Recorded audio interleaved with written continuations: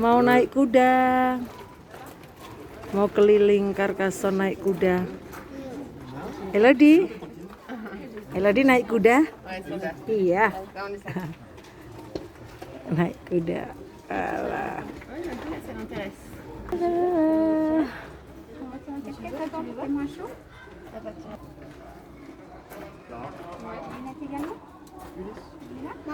Oui sayang. Oui après là voilà. Déjà parti.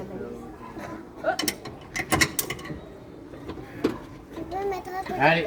Oui. Donne le mettre là. Lihat rambutnya.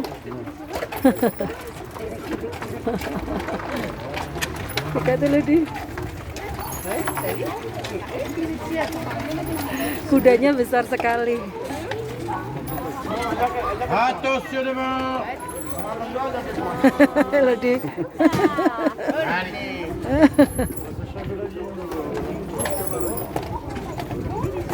Voilà. Elodie, regarde Elodie.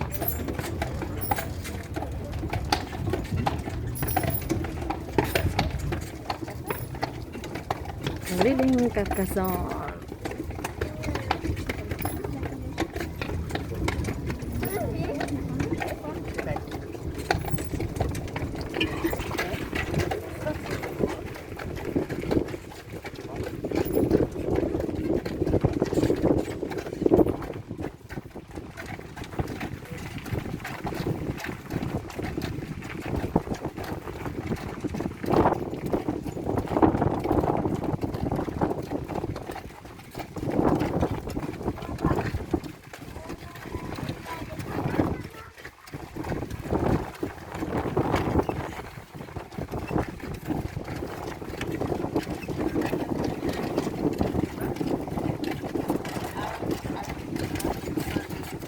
On reconnaît les époques de construction en regardant les pierres utilisées.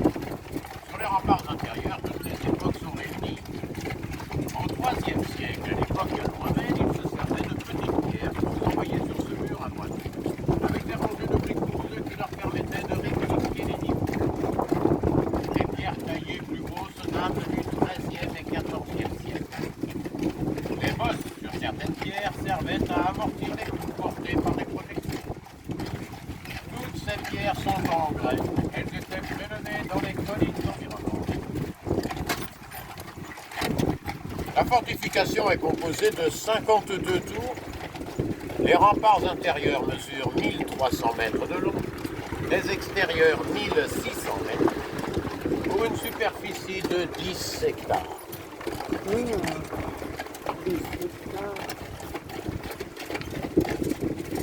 Devant à droite, la porte Saint-Nazaire permet d'accéder à la basilique Saint-Nazaire juste derrière. En face, chaque entrée, il y a toujours une barbacane, c'est-à-dire une grosse tour en forme de fer à cheval, comme celle-ci à gauche. Le principe des barbacanes, c'est qu'en arrondissant les remparts, on augmente le nombre de meurtrières et les angles de tir. Ces barbacanes servaient donc à renforcer les angles.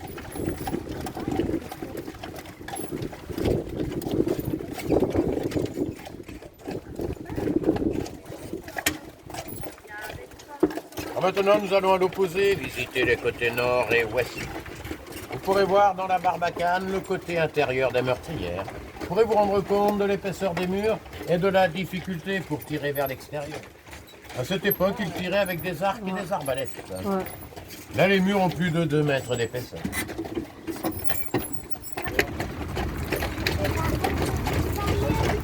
Cepat sekarang.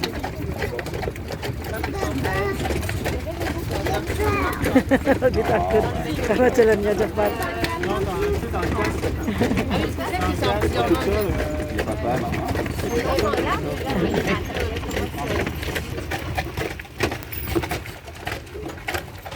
Devant, c'est la tour de la Vade, la plus haute de la cité. La cité est construite sur une colline. Là, c'est le point le plus haut de la colline. C'était donc un excellent poste d'observation. À l'intérieur, il y a un puits, un four, un cellier, une cheminée, des latrines. Elle était donc équipée pour pouvoir résister à un siège. Si jamais la cité était prise, cette tour restait encore opérationnelle pour pouvoir garder le contact avec l'extérieur.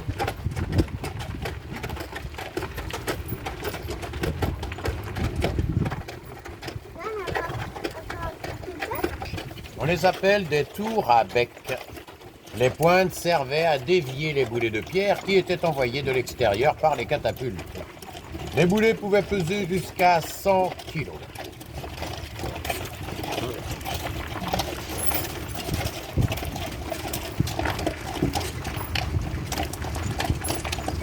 Il y a eu 2 sièges importants ici. Au 8e siècle, Pépin le Bref a pris la cité aux Sarrasins. Le siège a duré plusieurs mois. Au XIIIe siècle, le roi de France, Philippe Auguste, a envoyé son armée dans le sud pour soumettre les grandes villes du Midi qui soutenaient les Cathares. Carcassonne a dû se rendre au bout d'une quinzaine de jours. C'est après ce siège et en voyant la faiblesse de la défense des remparts que Saint-Louis a ordonné la construction de la 2e fortification. Après cette construction, plus personne n'a osé attaquer la cité. Elle était réputée imprenable.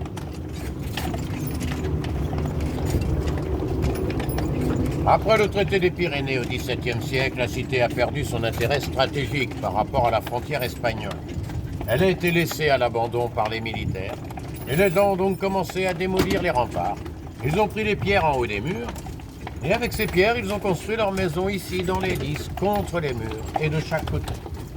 On peut voir par endroits comme ici des rainures horizontales, c'était les niveaux des toitures des maisons. La cité a été restaurée au XIXe siècle par Viollet-le-Duc.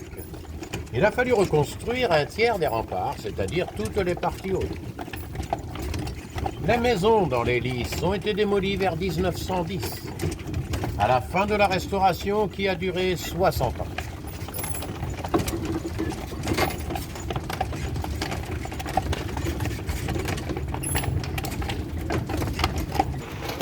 Il y a une vingtaine de puits dans la cité. L'eau se trouve à une profondeur de 40 mètres. Dans les grosses tours comme celle-ci, il y a des citernes creusées dans le sol. Ça leur permettait de récupérer les eaux de pluie.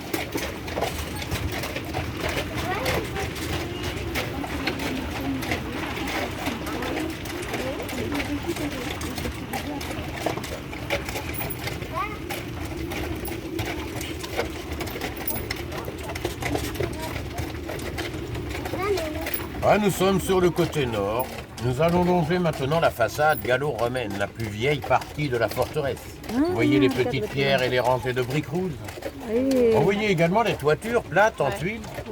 Toutes les toitures étaient comme celle-ci à l'origine. Les toitures pointues en ardoise datent de Viollet-le-Duc. Au XIIIe siècle, la colline a été creusée côté rempart de 3 à 4 mètres pour prendre la terre et l'utiliser comme échafaudage pour construire la 2e fortification. Ça a permis d'aplanir les lys. Ils ont été obligés de bâtir en sous-œuvre, sous les remparts existants pour les soutenir. Pourquoi vous voyez ici des pierres du XIIIe siècle, sous les fondations gallo-romaines. C'est au cours de ces travaux que cette tour ici à gauche s'est inclinée.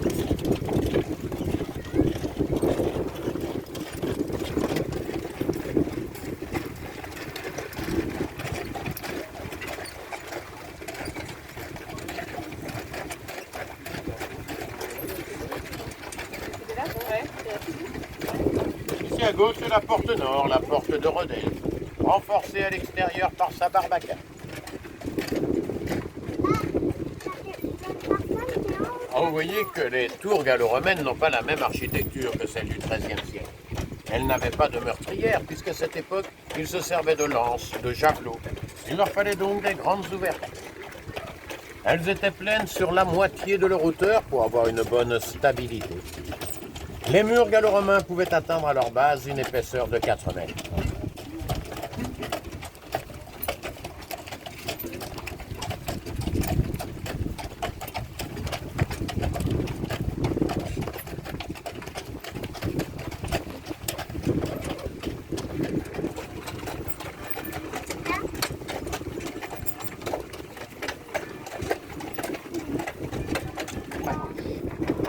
Ce mur devant nous servait à protéger le château en empêchant les assaillants de pouvoir faire le tour des remparts.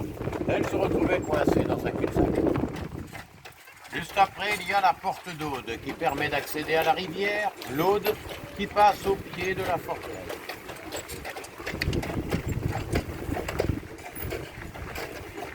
L'altitude au pic de Nord jusqu'en face.